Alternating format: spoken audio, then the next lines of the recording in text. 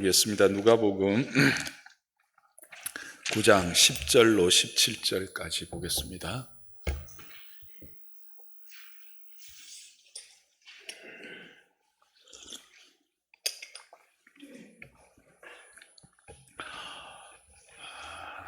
누가복음 9장 10절에서 17절 교독합니다. 사도들이 돌아와 자기들이 행한 모든 것을 예수께 여쭈니 데리시고 따로 베세다라는 고을로 떠나 가셨으나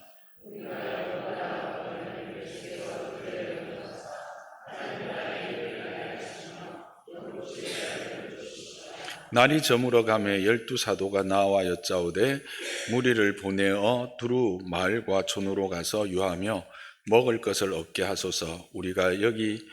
우리가 있는 여기는 빈들이니이다.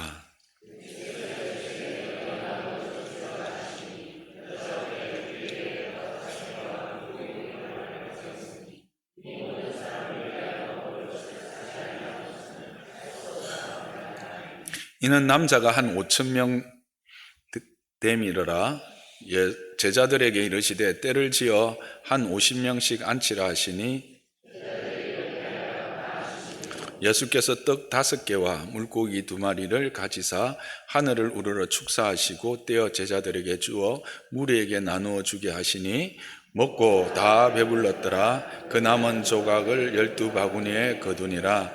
아멘. 오늘 우리가 읽었던 이 본문은 지난주 우리가 살펴보았던 씨 뿌리는 비유와 함께 참 많이 듣고 익히 그 내용을 알고 있는 오병이어 보리떡 5개와 물고기 2마리의 이적이지요.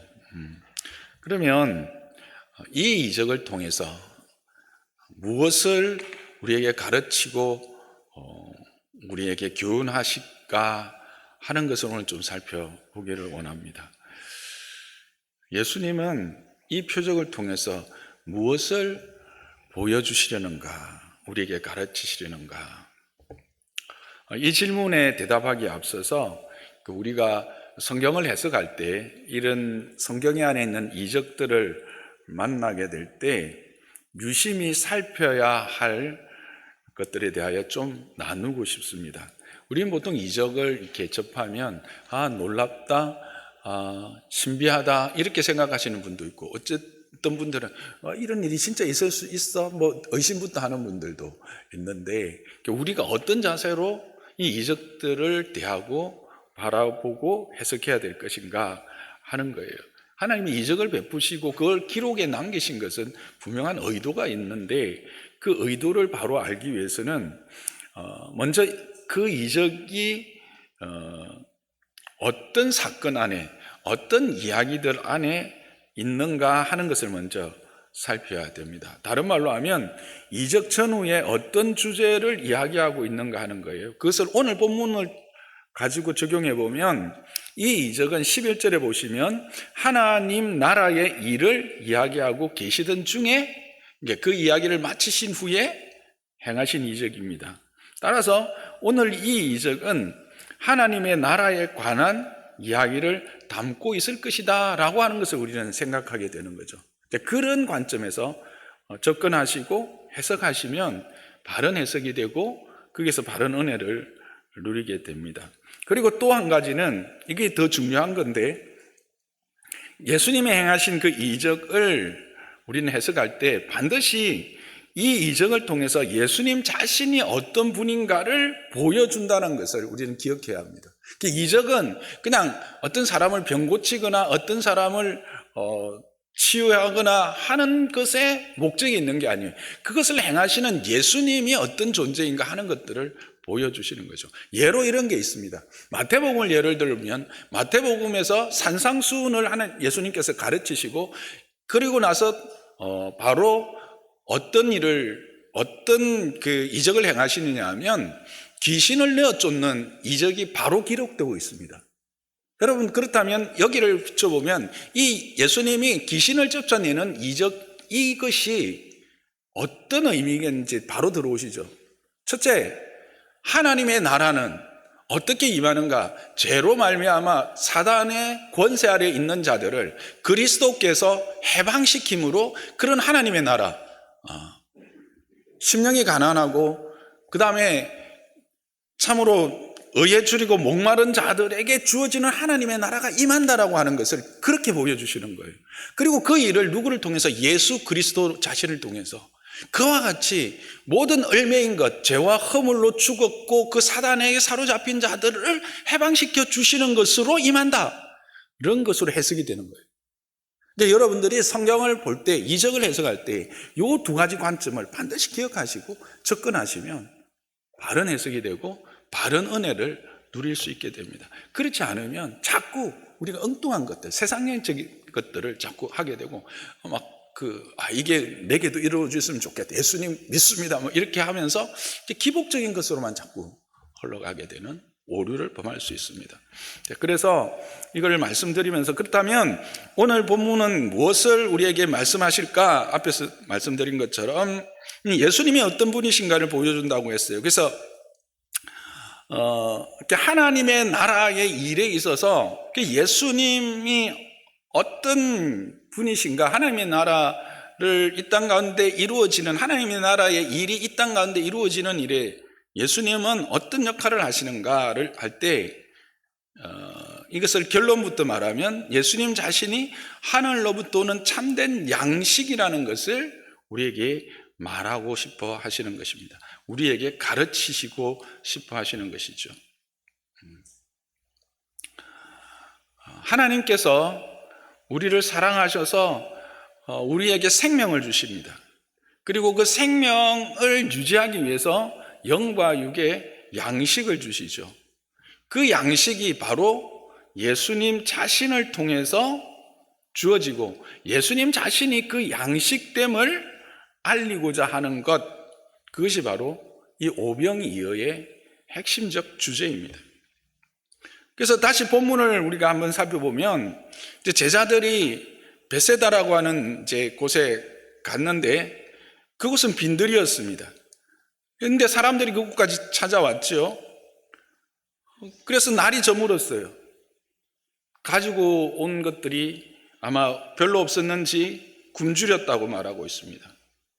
그래서 제자들이 예수님께 나아가서 지금 빈들이고 시간이 많이 되었으니까 이들을 동네로 보내어서 먹게 해야 되지 않겠습니까? 늦지 않게 좀, 요즘 말로 하면 설교 좀 빨리 맞춰주시죠. 이 이야기입니다. 너무 늦으면 동네로 들어갈 시간도 없으니까. 그랬더니 예수님이 대뜸 하시는 말씀이 뭐예요? 너희가 먹을 것을 주라 하십니다. 와, 얼마나 부담되겠어요. 그래서 예수님, 아니 안 보이세요? 이 5,000명이나 되는데요. 남자만 5,000명이에요. 이렇게 이제 이야기하면서 우리는 물고기, 보리떡 5개, 물고기 2마리밖에 없어요. 이렇게 이제 좀 하소연하듯이 이야기를 하죠. 그래서 이제 요한복음에 보면 제자들이 돈까지 계산해서 이 사람들을 먹이려면 이만한 큰 돈이 있어야 됩니다, 이렇게까지 이야기를 하는 것을 우리는 알고 있습니다. 그랬을 때 예수님이 뭐라고 말씀하십니까? 제자들에게 50명씩 때를 지어 앉히라고 하시죠. 그리고 보리떡 5개와 물고기 2마리로 어떻게 하십니까? 하늘을 우러러 축사하시면서 떼어서 제자들에게 줍니다. 그리고 제자들로 하여금 그 앉아있는 사람들에게 나누도록 했습니다. 그리고 남은 조각이 12바구니였습니다. 자, 이 일을 누가 하셨습니까? 예수님이 하셨죠. 이 뭘 말하는가? 예수님 자신이 우리의 굶주림, 그 무리의 굶주림을 해결할 수 있는 분임을 말하고 있는 겁니다. 본문에서 말하는 예수님은 어떤 분이신가? 우리의 굶주림을 배불리고 우리의 부족을, 우리의 연약함을 채우시는 분, 해결하시는 분, 그분이 예수님 자신이심을 보여주는 거예요. 이것은 마치 광야에서 이스라엘 백성들이 하늘로부터 만나와 메추라기가 주어졌듯이 먹을 것을 구할 수 없는 이 빈들에 모여있는 5천 명에게 떡과 고기를 주어서 배불리 먹게 하심으로 예수님 자신이 이 생명의 양식, 이 땅에서 육신의 생명을 이어가게 하는 그 양식을 공급하시는 분이심을 보여주시는 것입니다. 그래서 이제는 이 무리들이 더 이상 세상, 즉 마을로 내려갈 필요가 없습니다. 오직 누구 곁에 있으면 됩니까? 예수님 곁에 있으면 됩니다. 그들이 굶주림을 해결할 수 있었던 이유는 뭡니까? 그들이 허기를 채울 수 있었던 이유는 뭡니까? 그들 가운데 누가 계셨기 때문이다? 그렇습니다. 예수님이 계셨기 때문입니다. 예수님은 분명히 여기에서 자신이 굶주린 자들, 그들의 양식을 주어 배부르게 하실 분인 것을 선포하시고 보여주시고 확인시켜 주신 것입니다. 그런데 여기서 한 가지 생각해 볼 점이 있습니다. 그들이 언제 이런 은혜를 입었는가 하는 겁니다. 언제 예수 그리스도로 말미암아 이와 같은 부요함의 은혜를 누렸는가 하는 거죠. 10절에 보면 예수님과 제자들이 베세다에 있을 때라고 말하고 있죠. 근데 왜 베세다로 갔을까를 한번 볼 필요가 있습니다. 마가복음 6장 30절에서 31절에 그 이유를 말하고 있습니다. 그 이유를 보면 이제 예수님이 제자들을 보내어서 능력을 주시고 보내어서 세상 가운데 전도하게 하시고 다시 돌아와서 오늘 누가복음에도 동일하게 있는 내용입니다. 그 내용을 함께 나누고 난 이후에 조금 쉬시려고 한적한 곳으로 가신 곳이 어디냐면 베세다였습니다. 그러니까 즉 제자들과 예수님이 베세다를 가신 이유는 좀 쉬러 가신 거예요. 휴가 떠난 것입니다. 쉽게 이야기하면. 그런데 그곳에 누가 온 거예요? 이 무리들이 거기까지 찾아온 거예요. 예수님 입장에서 어떻겠습니까? 피곤하시니까 좀 쉬고 싶었는데 거기까지 찾아온 거예요.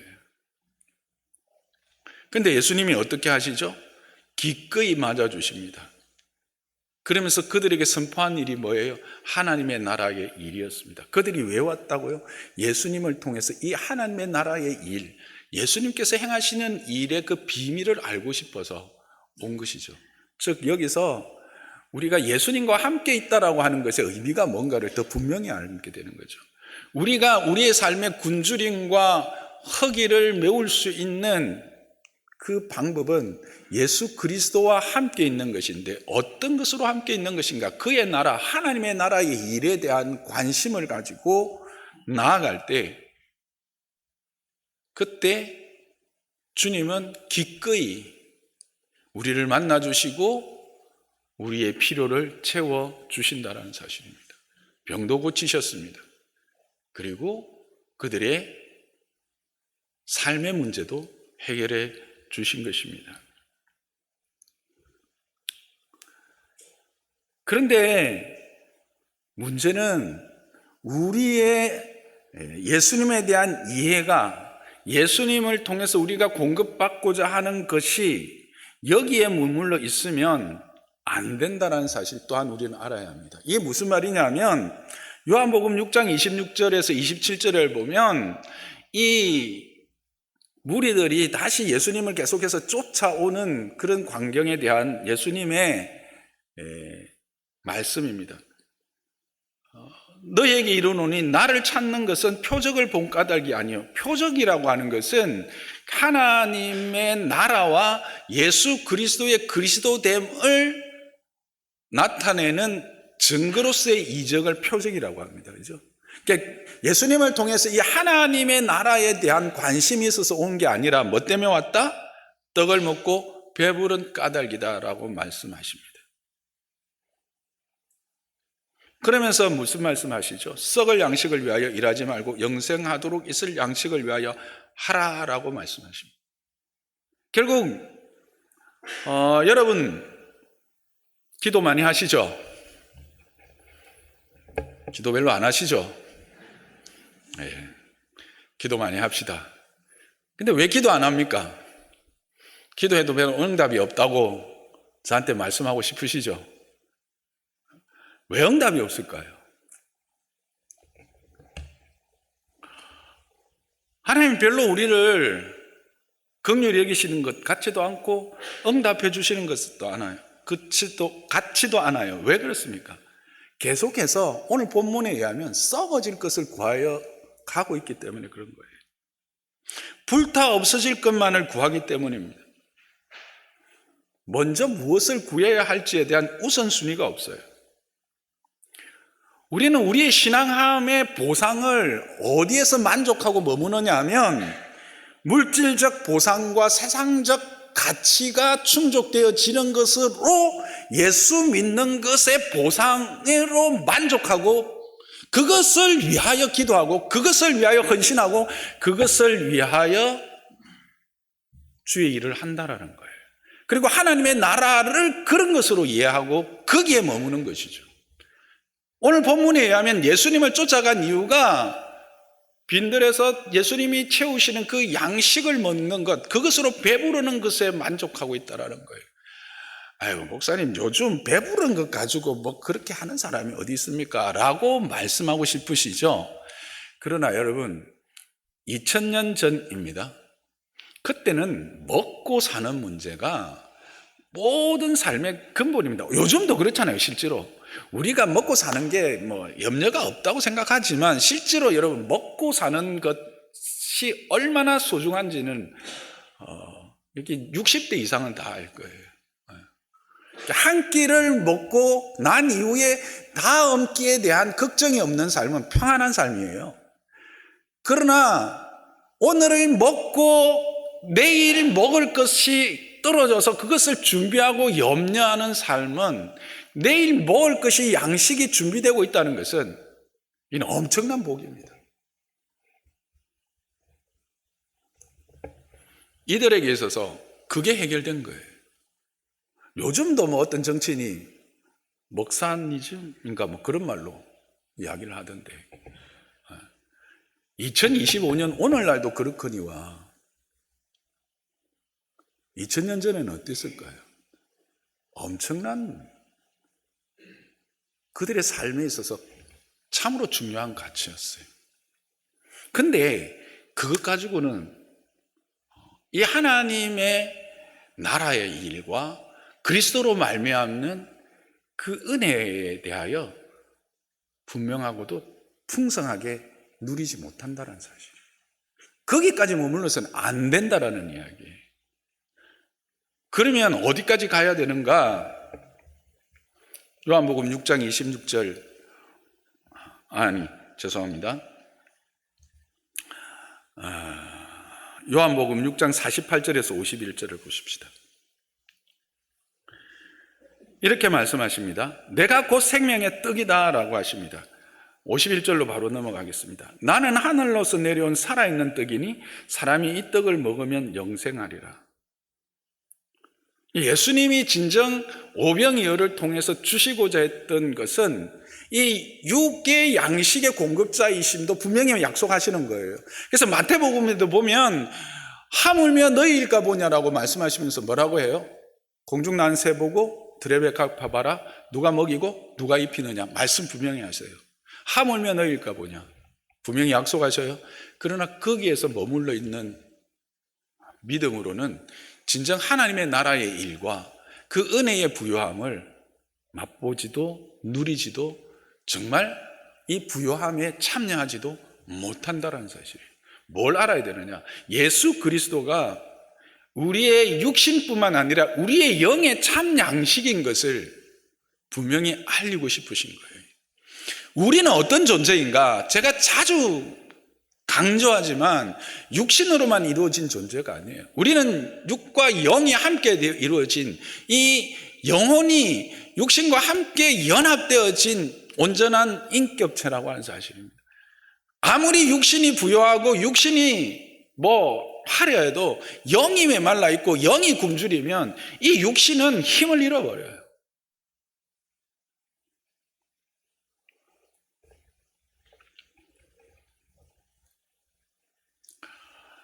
그래서 이 요한복음 6장 48절과 51절을 근거로 해서 오병이어의 이적을 해석해 보면 예수님은 이 오병이어를 통해서 뭘 말씀하시려냐 하면 자신이 하늘에서 내려온 살아있는 떡이라는 겁니다. 그러니까 사람으로 하여금 영생하도록 하는 것이라는 것이죠. 그렇습니다. 예수님은 육신의 굶주림과 필요를 채워줄 수 있는 분이심을 알림과 동시에 우리로 하여금 영원한 생명과 영원한 나라를 상속받을 수 있는 그 길이 예수 그리스도 자신을 통해서 주어졌고 열려졌다라고 하는 사실을, 그것을 살아가게 하는 근원인 생명의 양식이라고 하는 사실을 지금 말씀하시고 계시는 것입니다. 그래서 예수 그분을만 통해서 영원한 생명으로 들어가게 되는 것입니다.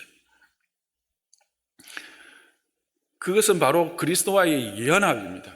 그리스도와의 연합은 그의 거룩함과 그가 가지고 있는 이 영혼이라고 하는 그 속성 안에, 그 영혼이라는 속성뿐만 아니라 영혼 안에 존재하는 그 생명이라는 속성 안으로 우리가 동참하는 거예요. 여러분, 죄송하지만 죄송할 건 없네요. 여러분은 진짜 죽을 수 있는 자들이라고 생각합니까? 아닙니다. 여러분 죽고 싶어도 못 죽습니다. 무슨 말인 줄 아십니까? 여러분의 영의 속성은 하나님의 속성이 있습니다. 그래서 우리의 영은 죽고 싶다고 내가 그 영을 죽일 수 있는 존재가 아니에요. 단지 어디에서, 죄송하지만 여기서 죄송하다가 나오네. 예수 그리스도가 없으면 지옥에서 고통 가운데 지낼 뿐이에요. 그런데 그리스도의 오심은 이제 그 안에서 누리는 영광 가운데, 하나님의 자녀의 자유함 가운데 이 부요함을 누리게 되는 거죠. 그것을 지금 이야기하고 있는 거예요. 그래서 그 영원한 그리스도 안에 있는 그 생명, 그리고 그가 허락되어진 그 영원한 나라를 상속받게 될 것이다 라고 하는 것을 지금 말씀하시는 겁니다. 그렇다면 예수님이 그렇게 말씀하신 그 하나님의 나라, 그 하나님께서 예수 그리스도를 통해서 우리에게 허락하신 그 생명을 그 오고 오는 세대들은 어떻게 이 땅 가운데서 그것을 받아 누릴 수 있을까? 어떻게 그것이 계속 증거되며 그 받은 백성들, 그 구원받기로 작정된 백성들이 그것을 채울 수 있을까? 그런 질문해 보게 되는 거죠. 그 질문에 대한 답이 바로 너희가 먹을 것을 주라라고 하는 이 말씀 속에 있는 거예요. 이 오병이어의 이적과 그 이전의 이적에 있어서 특별함이 있는데, 이 오병이어의 이적만이 가지고 있는 특별함이 있는데 그게 뭔지 아십니까? 그게 바로 이 이전의 이적에는 예수님의 단독 사역입니다. 기억해 보십시오. 병자를 고치시거나 눈뜨게 하시거나 일으키시거나 귀신을 쫓아내거나 모든 것이 예수님의 단독 사역입니다. 그런데 이 오병이어의 이적은 예수님의 단독 사역이 아닙니다. 제자들을 참여시킵니다. 다른 복음서에 보면 예수님이 어떻게 하실 줄을 아시면서 너희가 먹을 것을 주라고 했습니다. 예수님이 당연히 오병이어로 먹이시고 많은 것을 남기실 것을 이미 알고 작정하고 계셨어요. 그렇게 하시기로 마음에 품고 있었던 거죠. 그런데 제자들에게 그 말씀을 하시는 것은 뭐냐면, 이 거룩한 일, 이 하나님의 나라의 일에 이제부터 뭐 하겠다? 제자들을 참여시켜서 그 하나님의 나라의 거룩함과 의와 진리와 복되심을 그들을 통해서 이 땅 가운데 이루어내고 이 땅 가운데서 펼쳐가고 그리하여 그들로 하여금 이 영광스러움을 누리게 하고 이 영광스러움의 복에 참여하는 그 은혜에 동참시키려고 하심을 보여주시는 거예요. 그래서 그 앞에 어떤 사건이 일어나냐면 제자 12를 택하시고 그 12제자들에게 구체적인 능력을 주시고 파송했다가 돌아오고 나서 이 일을 하는 거죠. 이렇게 살펴보면 여러분 말씀을 아주 전체를 보면서 살펴보면 얼마나 많은 비밀들이 숨겨져 있는 것을 알 수 있어요. 어쨌든 다시 본문으로 들어오면 그래서 그것을 더 분명히 알 수 있는 것은 요한복음 17장에 보면 그 예수님이 제자들을 위하여 하나님께 기도하는 내용들이 있죠. 그래서 아주 유명한 예수님의 기도지 않습니까? 그 요한복음 그 중에서 18절부터 21절을 보면 그 핵심이 이겁니다. 아버지께서 나를 보내신 것 같이 나도 그들을 보냈다. 또 내가 그들을 거룩하게 했고 그 한 이유는 그들로 거룩함을 얻게 하려 하고 또 이것은 단지 이 제자들만을 위한 것이 아니라 이 제자들을 통해서 즉 예수 그리스도를 믿는 사람들을 위한 것이고 또 이것이 결국은 예수님이 아버지 안에 있는 것 같이 그들도 내 안에 있어서 그들과 내가 하나가 되어서 결국은 세상으로 아버지께서 나를 보내신 것을 믿게 하기를 원한 것이다 라는 말씀이죠. 이해를 하시겠죠? 이게 바로 예수 그리스도께서 제자를 삼으신 이유와 그리고 그들을 그 거룩한 일에 참여하게 하신 이유입니다.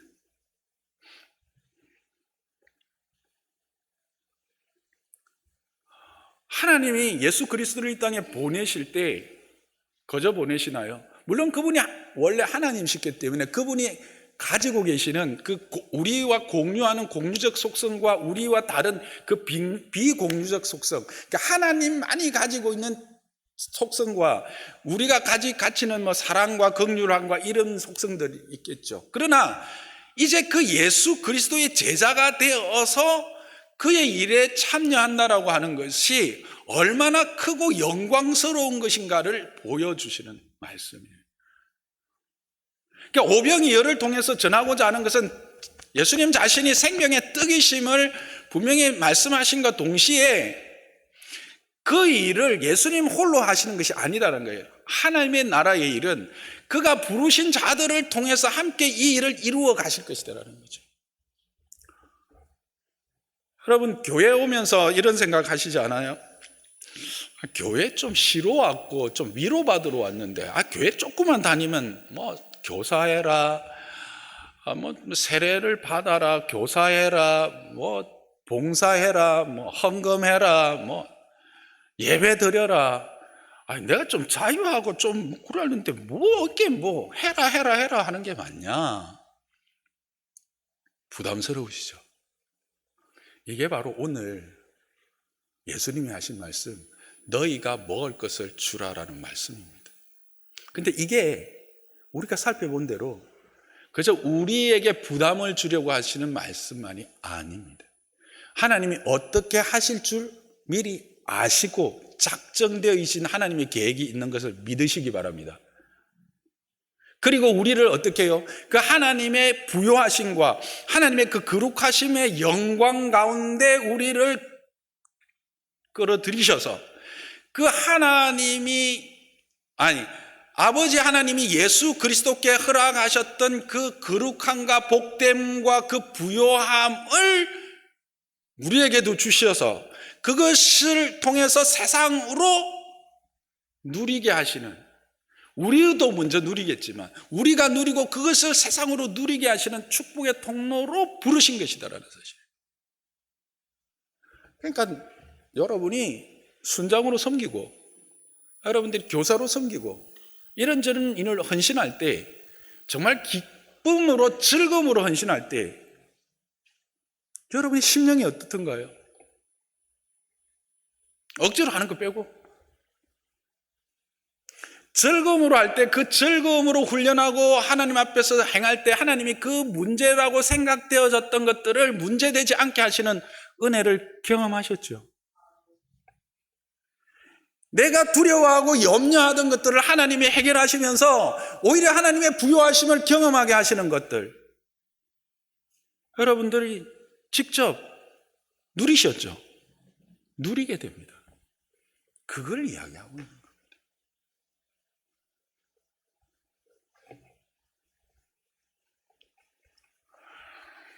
그래서 예수님이 요한복음 14장 12절에 이렇게 말씀하시잖아요. 함께 읽어봅시다. 요한복음 14장 12절 시작.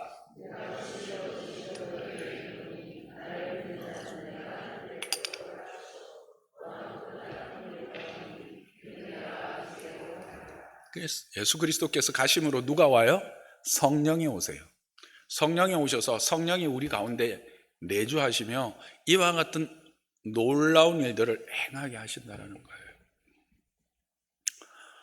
여러분, 교사 좀 해주시겠습니까? 할 때 아멘 하시기 바랍니다. 순장 좀 해주세요 할 때 아멘 하시기 바랍니다. 이런 저런 봉사 좀 해주세요 할 때 아멘 하시기 바랍니다. 여러분의 기쁨과 여러분의 영광과 여러분의 은혜의 부요함을 위한 하나님의 부르심입니다. 이것을 깨달아 아는 자는 즐거이 헌신하게 되는 겁니다. 여러분, 예수를 믿다가 한 60, 70 되어져서 이런 고백 안 하기를 주님의 이름으로 축복합니다. 내가 그때 하나님께서 부르실 때 내 힘이 있고 내가 정말 빠릿빠릿할 때 그때 정말 섬길 걸, 그때 정말 주의 일에 하나님의 나라의 일에 함께 참여해 그 기쁨을 맛볼 끌거리지 않기를 주님의 이름으로 축복합니다. 내가 너무 직설적으로 이야기를 하는 것 같은데 실제로 그렇습니다. 제가 이 이야기를 하는 것은 그렇게 지금도 고백하고 계시는 분들이 있기 때문에 그렇습니다. 여러분, 하나님이 우리를 부르시고 제자를 삼으시고 그의 백성 삼아 이 세상에 보내시는 것은 예수님께서 해놓으신 그 죄와 사망의 길에서 영원한 생명의 길로 열어놓으신 그 길을 우리를 통해서 다시 열어 주께서 구원하기로 작정된 자들로 그 영광 가운데 들어가고 우리는 그 영광에 함께 참여하는 기쁨과 복을 누리게 하는 것, 그게 부르심입니다. 그래서 저는 한때 이런 상상을 많이 했어요. 그때는 전도를 참 많이 할 때입니다. 벌써 보세요. 저는 그때라고 하죠. 이러면 안 돼요. 지금도 이래야 되는데. 하나님의 나라를 탁 갔을 때 내가 진주문이 탁 열리고 그 황금길을 들어가는데 나도 모르는 사람들이 막 달려오는 거예요. 물론 그 중에 아는 사람들도 있겠죠. 그 중에 여러분도 있을 줄 믿습니다. 그렇다고 저보다 먼저 가라는 이야기는 아니고 그렇네요. 저보다 먼저 가시지 말고 여기 있는 분들 빼고 그러면 하여튼 모르는 사람들이 막 달려와. 근데 그 사람들이 나한테 목사님, 그때 목사님이 그 버스 안에서, 목사님이 그때 지하철 안에서, 그때 목사님이 그 택시 안에서, 그때 그 거리에서 전해줬던 그 말씀 때문에, 그때 그 설교 때문에, 그 하나님의 말씀 때문에 내가 여기 와 있습니다 라고 말할 때 나의 기쁨이 얼마나 클까를 저는 생각해 보면서 그것 때문에 너무 감사하고 너무 정말 막 그런 생각들이 들 때가 지금도 들어야 되는데 주여, 여러분 생각해 보세요. 내가 그 영광스러운 문에 들어가는데 물론 하나님의 영광이 그렇게 빛나고 나를 그 영광 안에 들어가는 것만으로도 감사하지만 부족한 나를 통해서 그렇게 하나님의 이 영광과 거룩함과 그 복됨의 자리를 함께 참여하게 하는 일에 내가 쓰임을 받고 그렇게 세움을 받았다는 사실을, 그것이 하나님의 은혜 안에서 인정되어질 때 우리가 얼마나 기쁨이 있을까 하는 겁니다. 여러분, 아브라함을 한번 생각해 봅시다. 아브라함 좋아하시죠? 네. 아브라함 링컨 말고 믿음의 조상 아브라함. 우리는 그 믿음의 조상 아브라함처럼 되고자 합니다. 여러분이 믿음의 아브라함처럼 되기를 주님의 이름으로 축복합니다. 근데 여러분, 믿음의 조상 아브라함이 이 땅에 남긴 것은 뭘까요? 무덤 하나밖에 없습니다. 그는 약속을 따라갔습니다. 정말 이거는 쉽지 않은 일입니다. 본토 친척 아비집을 떠난다는 것은 지금으로부터 4,000년 전에 이거는 엄청난 일입니다. 약속을 받았습니다. 내가 너의 통해서 큰 민족을 이루겠다. 근데 실제로 그가 땅에 남긴 것은 뭡니까? 맥벨라 굴, 그것 하나, 무덤 하나 남겼습니다.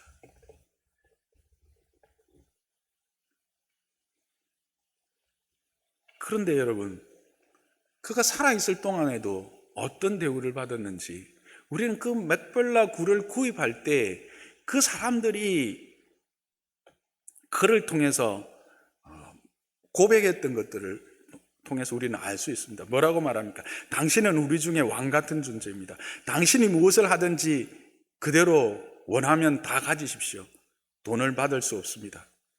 이런 이야기를 들었습니다. 이게 영광 아닙니까? 이게 우리의 가치가 아닙니까?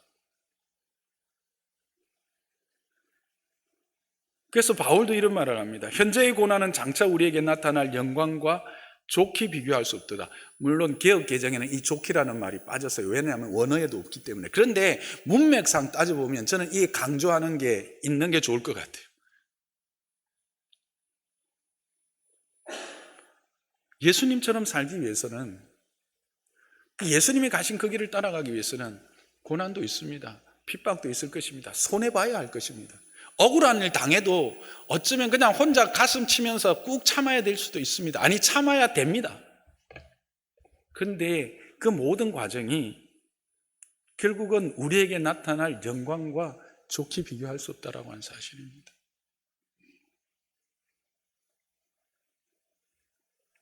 여러분, 우리는 이 세상에서 뜨돌이입니다. 나그네입니다. 우리는 이 세상에 기업이 있는 자들이 아닙니다. 우리의 기업은 하나님 나라입니다. 우리가 이 세상에 남길 것은 묘지 하나밖에 없습니다. 그러나 우리야말로 이 땅에서 왕 같은 제사장이지 않습니까? 누가 그렇게 인정합니까? 주님께서 우리를 왕 같은 제사장으로 부르신 것입니다. 아브라함에게 어떤 축복을 하셨죠? 너가 축복하는 자는 내가 축복하고 너가 저주하는 자는 내가 저주하리라. 여러분, 우리가 축복하면 그 사람이 축복을 받는 줄 믿으시기 바랍니다. 우리가 저주하면 그 사람이 저주를 받는 것을 믿으시기 바랍니다. 그래서 우리는 함부로 저주하면 안 돼요. 진짜입니다. 이것이 얼마나 크고 영광스러운 것입니까? 얼마나 가치로운 존재입니까? 우리의 존재의 가치를 어디에서 여러분 찾고 계십니까?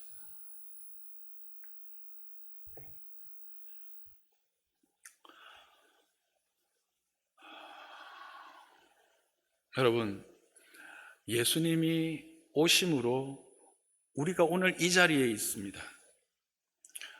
이 자리에 있음으로 말미암아 우리는 그 그리스도의 영광과 그 거룩함과 그 은혜의 부요함에 있는 줄 믿습니다.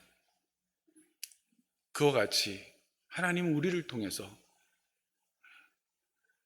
이 세상으로 이와 같은 하나님의 영광과 그 거룩함과 그 복에 참여하는 통로로 사용해 주신다라고 하는 것입니다.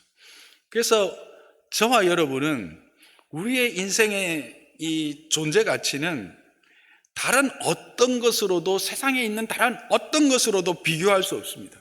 대체할 수 있는 것이 없는 것입니다. 요즘 대체 불가능 이런 말을 자주 하던데, 진짜 이 세상에 있는 그 어떤 것으로도 대체 불가능한 존재가 저와 여러분인 것입니다. 이렇게 그리스도 안에서 이 유일한 하나님의 은혜의 축복의 통로로 부름받은 그런 귀하고 존귀한 자들인 것을 여러분 확인하시고 이것을 감사하시고 이 감사가 여러분의 충성으로 나타나고 그 충성함이 승리로 누려지는 여러분의 삶이 되시기를 주님의 이름으로 축복합니다.